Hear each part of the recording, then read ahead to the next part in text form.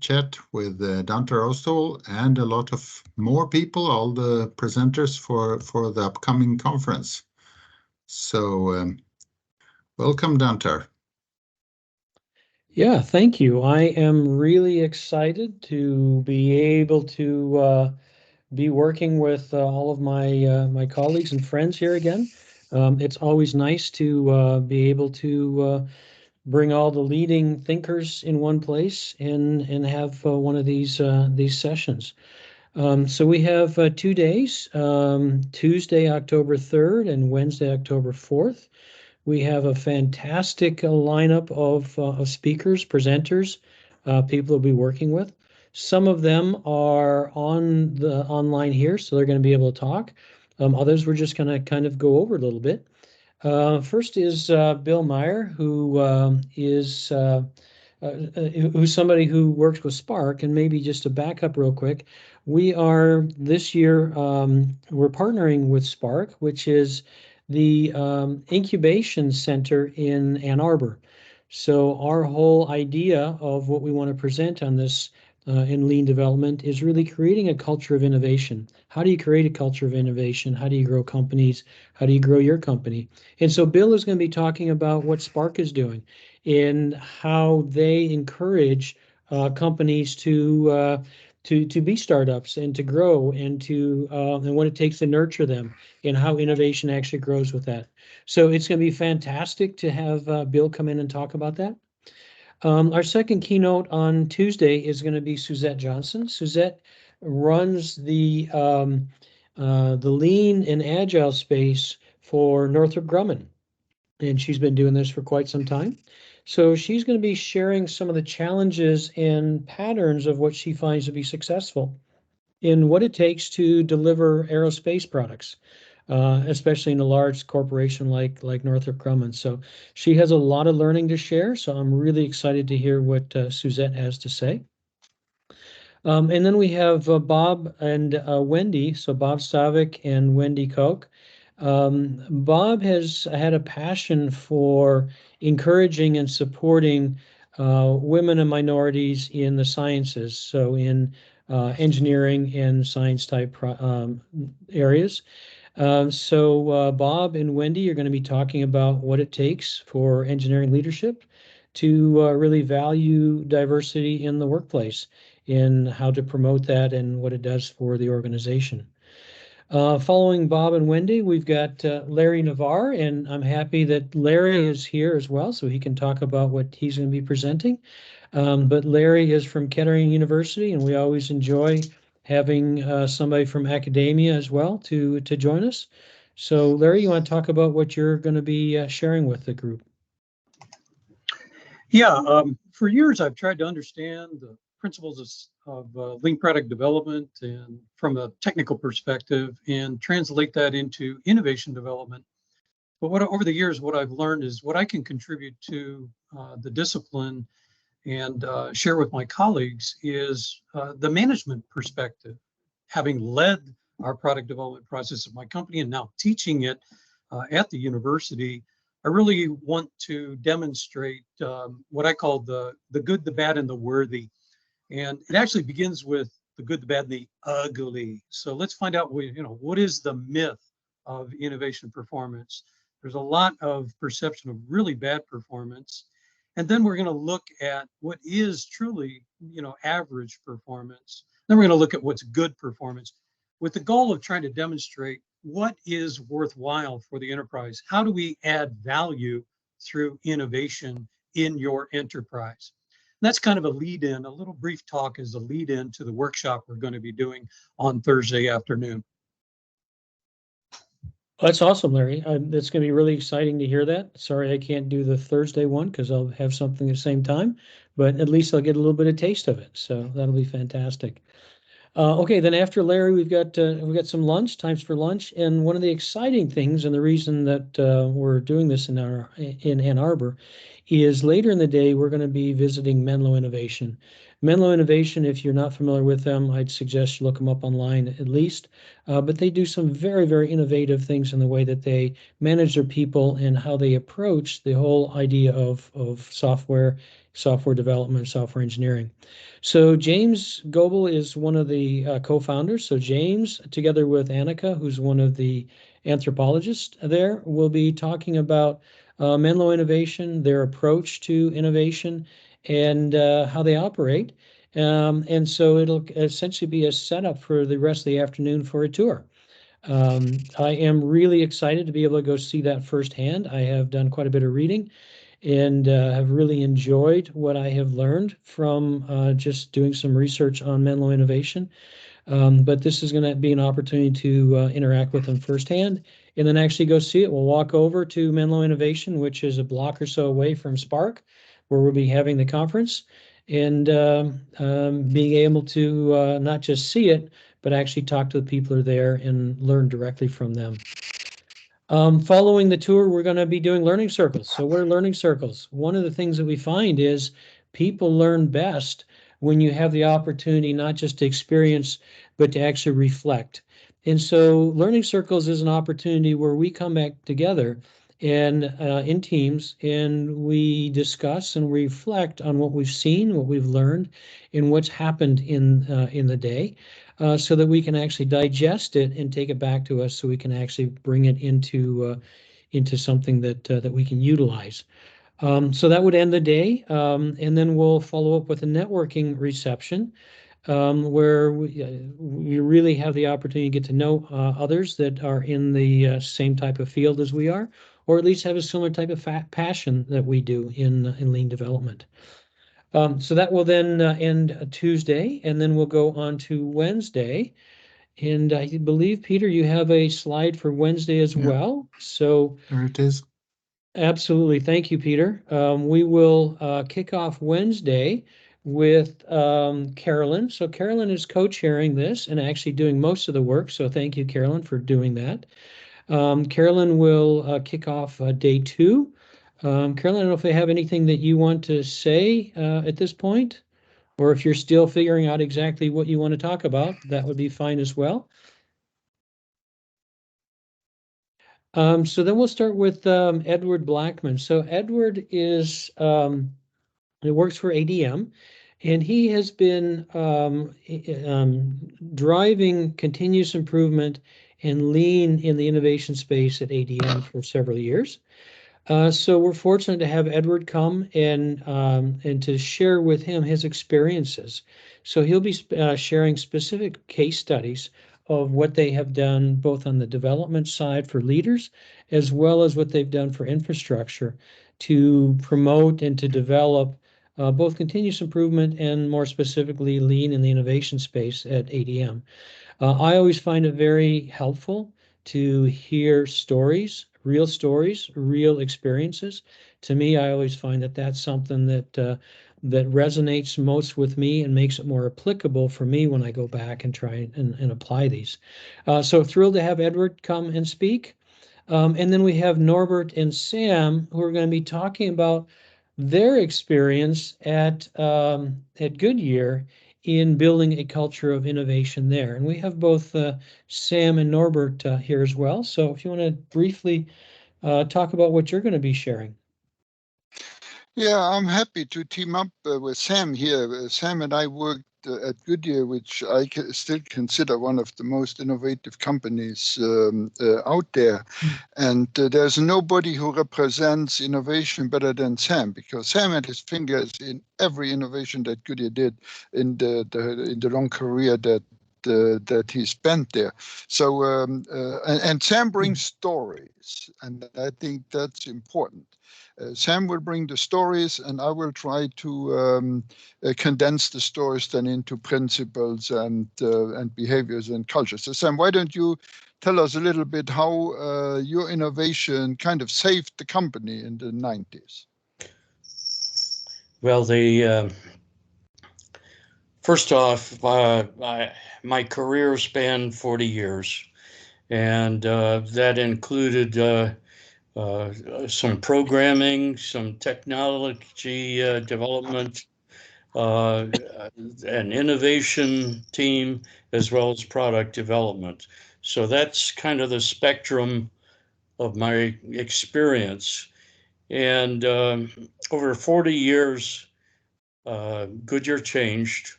The new processes, implementations of computers, finite element and so forth.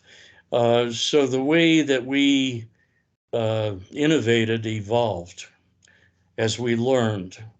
And so one of my stories primary story will be about AquaTread, how it originated with a little project to try to forecast the future, evolved into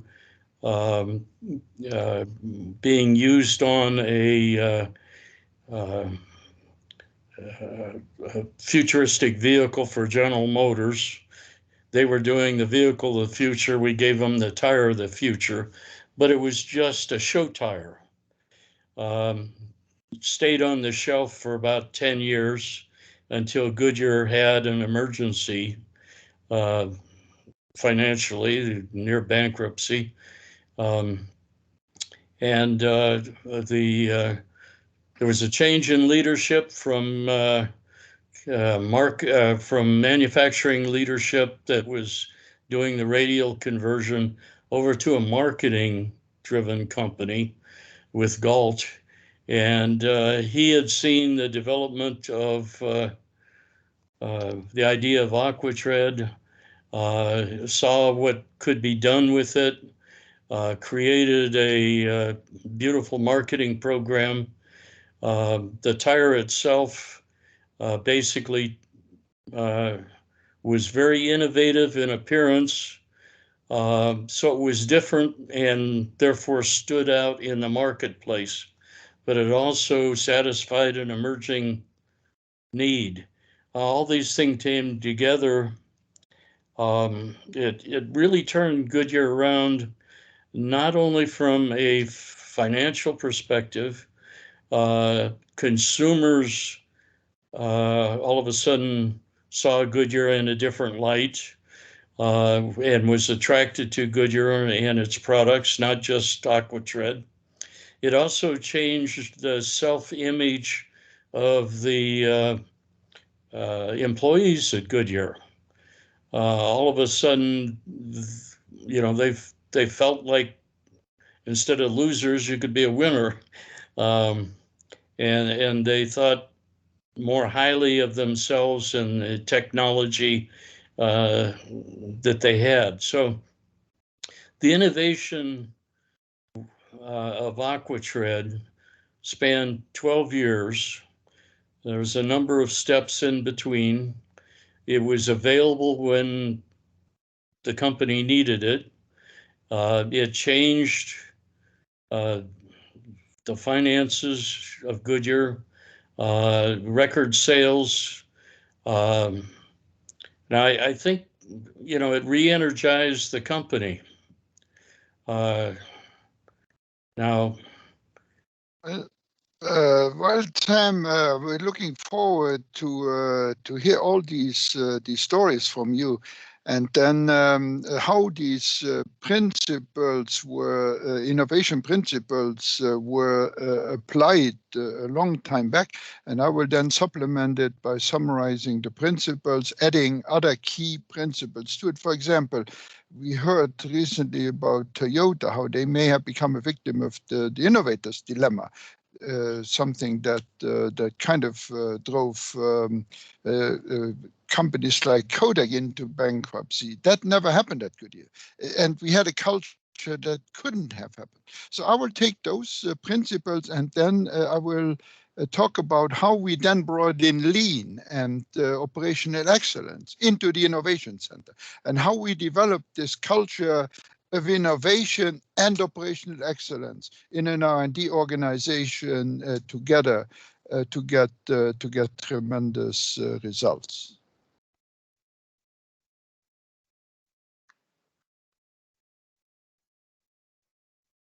Great.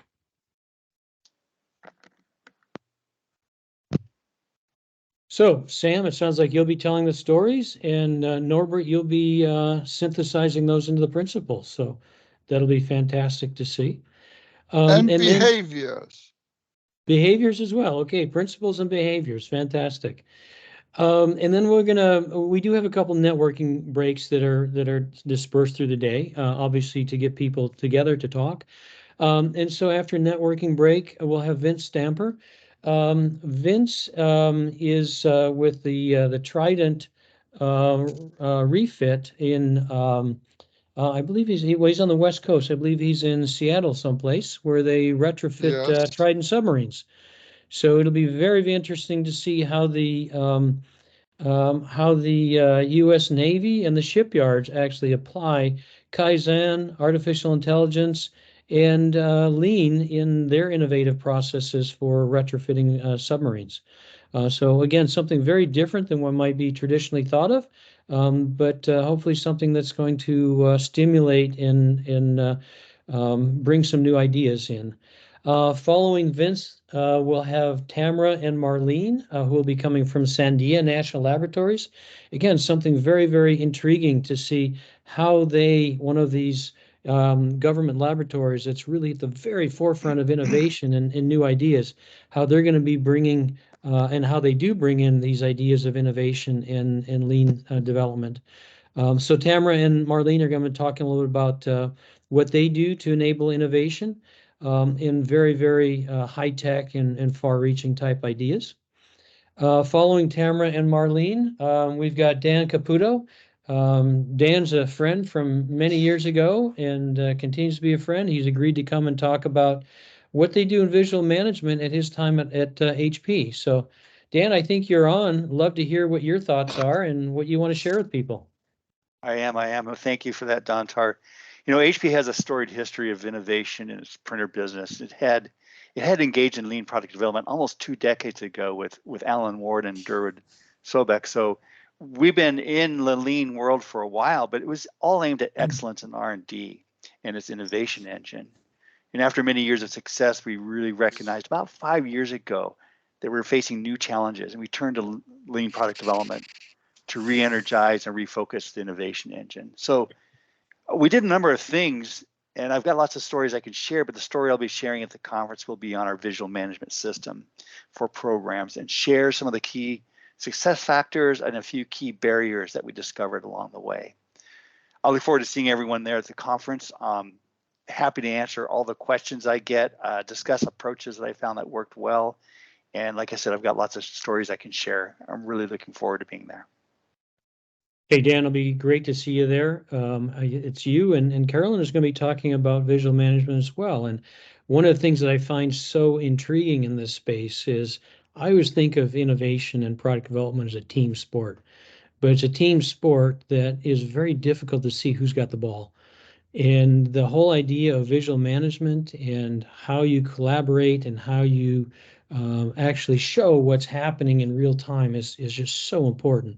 So after networking break, Carolyn, you're going to come and talk about what the next steps really are in visual management. Do you want to talk a little bit about what you'll be talking about?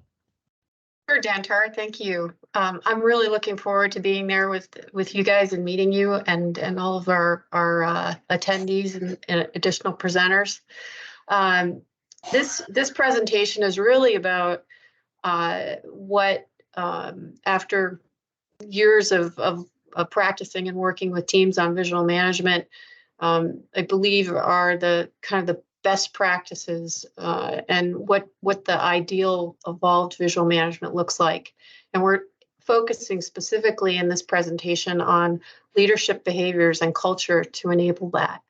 So please join us, and I look forward to meeting all of you and talking about and sharing ideas and talking about visual management and all the other LPPD elements with you.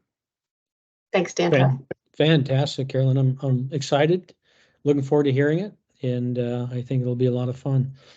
And then we're going to have a little break again for some networking, and then I'm going to, I get the opportunity to share a little bit, so I'm excited about that. I've had the chance to be dabbling in lean product development for 20 years. And in my current role, I lead the innovation, the idea to value practice for Argo Efeso in North America. And we've had the privilege to work with a number of different companies in applying lean development methods.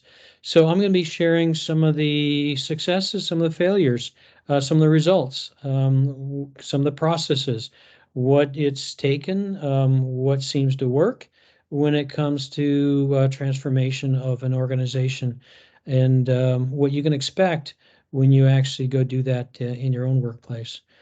So I'm really excited to be able to share that with everybody who's going to be able to attend.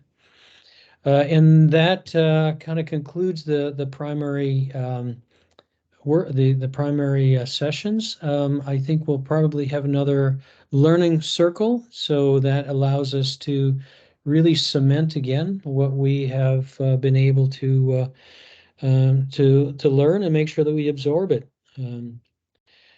So yeah, so thanks for everybody who's been able to participate today to share what we're going to be talking about. And Peter, I guess I'll turn it back over to you. So excited to be able to be working with everybody again in person, and thrilled to be able to learn from people again. Yeah, it's looking as a very, very interesting event. The best is far. So hope to see all of you there. Thank you.